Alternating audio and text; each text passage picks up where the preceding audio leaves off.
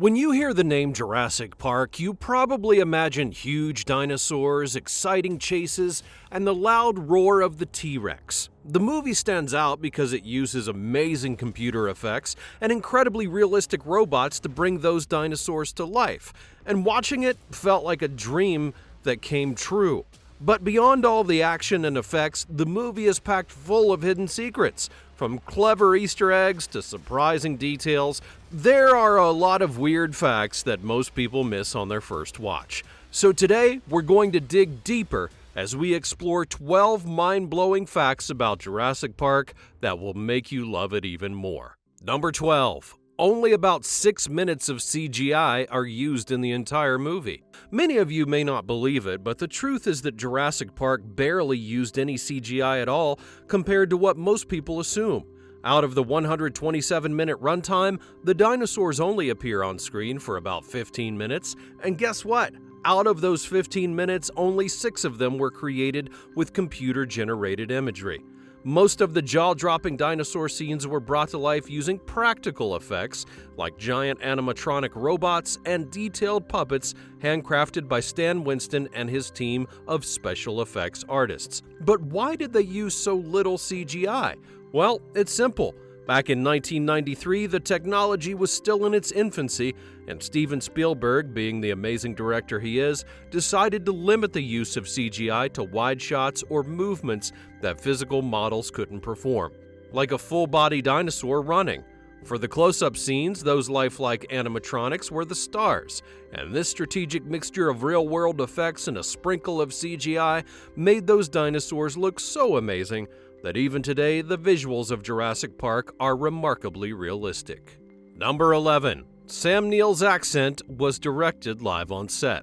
In a 2022 interview with Vanity Fair, Sam Neill revealed a weird behind-the-scenes story about his character, Dr. Alan Grant, that fans may never have noticed. Sam Neill's American accent in Jurassic Park was a load of T-Rex poo.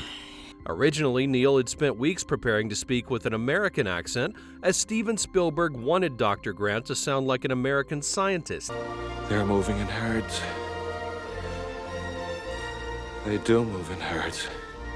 However, things all changed on the first day of filming when Spielberg suddenly told Neill to drop the accent and use his own natural voice instead. Just when Neill thought he had it figured out, Spielberg changed his mind, and a few days into filming, the director asked him to adjust his performance and aim for a mixture between his regular accent and the American one he learned. All the back and forth led to something rather unique. Dr. Grant's accent changes in the movie, sometimes sounding like Neill's real voice, while at others, it sounds more American. But that's not what I'm gonna do. Neill would later call the experience an actor's nightmare. It was hard to keep one way of speaking. Even though it was tough, it still made the character feel more real. Number 10. The T-Rex animatronic broke constantly in the rain. During the filming of the famous T-Rex breakout scene, the team ran into a surprising problem with the giant animatronic dinosaur. The life-size T-Rex was made with foam rubber skin in order to make it look super real, but that's where the issue is. That realistic skin soaked up water like a sponge during the fake rainstorm. The scene was filmed at night with heavy rain created by machines, and because of that, the T-Rex ended up gaining a lot of extra water weight. All of that extra weight turned the mighty T-Rex into a shaky mess. The hydraulic system and moving parts could not handle all of the water that it soaked up, so the dinosaur started trembling uncontrollably.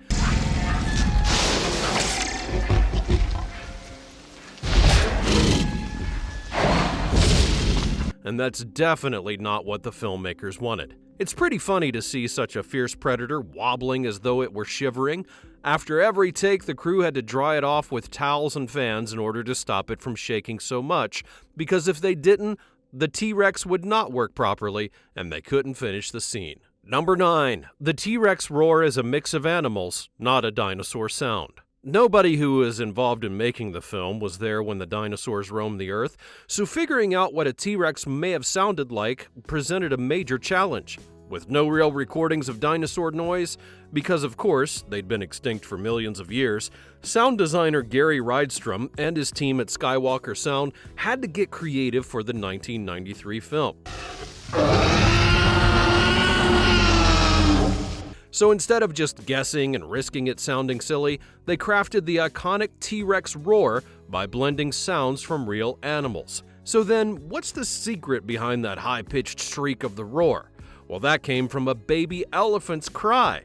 To make the T-Rex sound fierce and powerful, the team used a tiger's growl in order to capture the energy of a top predator, and for the deep rumbling tones, they added in growls from alligators and crocodiles, which were a great fit for a huge and ancient animal. But they didn't stop there. In order to make the sound even more lifelike, they included breathing sounds from a whale's blowhole and then mixed in other animal noises. All of those layers made the T-Rex roar feel real and full of emotion.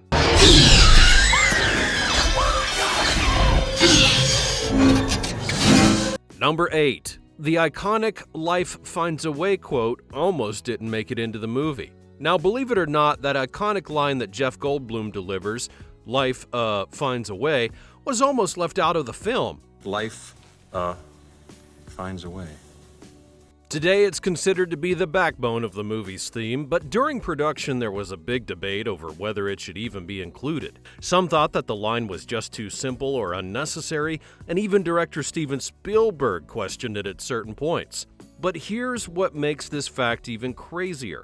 The powerful line was adapted from a much longer speech in the original Michael Crichton novel, where Dr. Ian Malcolm talks about chaos theory and the idea that life will always adapt and survive, no matter the obstacles. The filmmakers decided to trim it down into something shorter and catchier for the movie, and that's where actor Jeff Goldblum worked his magic. He added in his famous stammering style with the little giving the quote its unique and unforgettable vibe.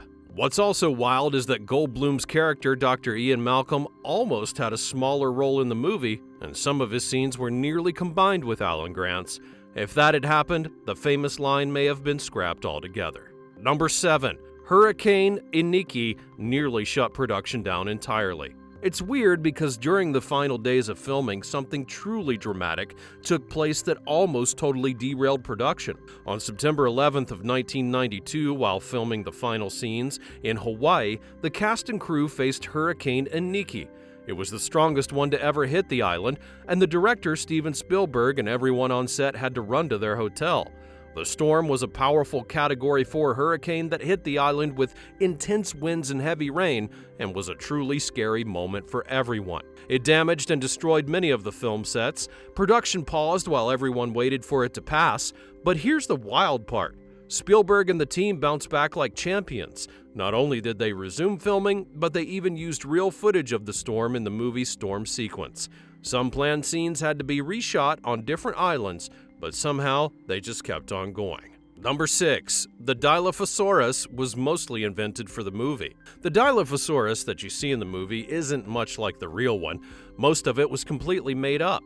Even though it's based on a real dinosaur species, the filmmakers added in a bunch of crazy details that were not accurate at all. First off, the movie's version is shown as being pretty small, roughly the size of a human, when in reality it was a gigantic predator that could grow up to 20 feet or even 6 meters long.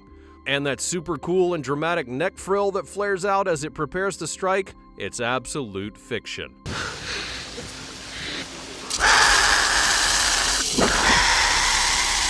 But it gets even crazier, because the whole idea of spitting venom is totally made up as well. There's nothing in the fossils or scientific research that would suggest that it could ever spit poison.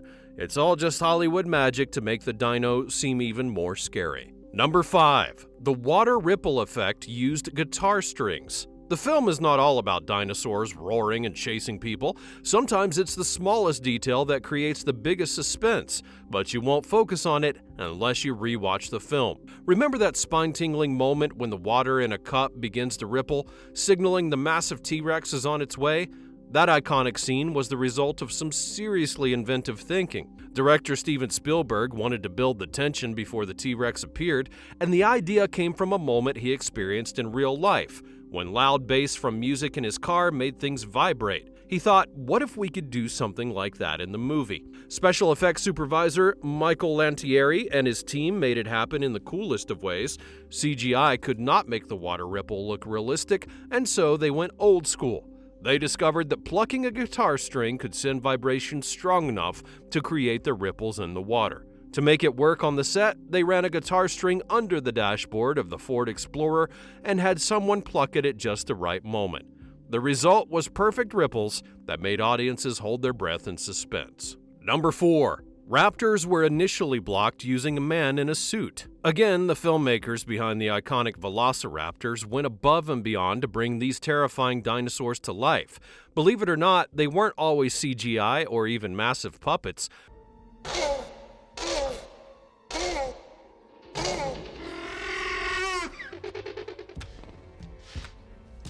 For some of the most intense scenes, like the kitchen sequence or the suspenseful attack on Muldoon, they used practical raptor suits worn by performers. Special effects team members stepped into these handcrafted suits to act out the raptors' lifelike movements on set. The raptor suits were a mixture of mechanics and costume, designed to fit the actors' bodies perfectly. They even had a special airline that helped them breathe while wearing them, and the performers could move the raptor's head, arms, and tail with amazing precision, using rods and cables to make their actions look natural. The suits were mostly used in close-up scenes where the dinosaurs needed to interact with the actors. Number 3. The T-Rex Paddock defies spatial logic. Here's the weird thing about that iconic T-Rex breakout scene.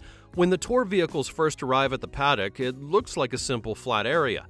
The ground on both sides of the fence seems even, and it appears that the road and the T-Rex enclosure are at the same level. But then, during the exciting moment when it breaks out, something strange occurs. The dinosaur pushes one of the overturned vehicles off of what suddenly looks like a huge cliff inside of the paddock. This massive drop comes out of nowhere and doesn't match how the area looked before. So then how could such a steep cliff exist when everything else appeared level earlier? Some people think there may be a hidden ravine or a moat in certain parts of the paddock, but the movie never clearly shows it or even gives it explanation. Instead, the sudden appearance of this steep drop feels confusing because the paddock's layout doesn't match what was seen earlier. Number 2. Early CGI tests scared the studio. When the film was in early production, the original plan was to use go-motion stop-motion animation and practical dinosaur models to bring the creatures to life. Phil Tippett, the legendary expert in creating creature effects, was hired to lead the project using traditional techniques, which had been successful in movies like Dragon Slayer. However, a small team of artists at Industrial Light and Magic started experimenting with CGI and created a digital model of a T-Rex skeleton and animated it with a walk cycle to see if CGI could be a better alternative to stop motion. When director Steven Spielberg and producer Kathleen Kennedy saw the tests, they were blown away.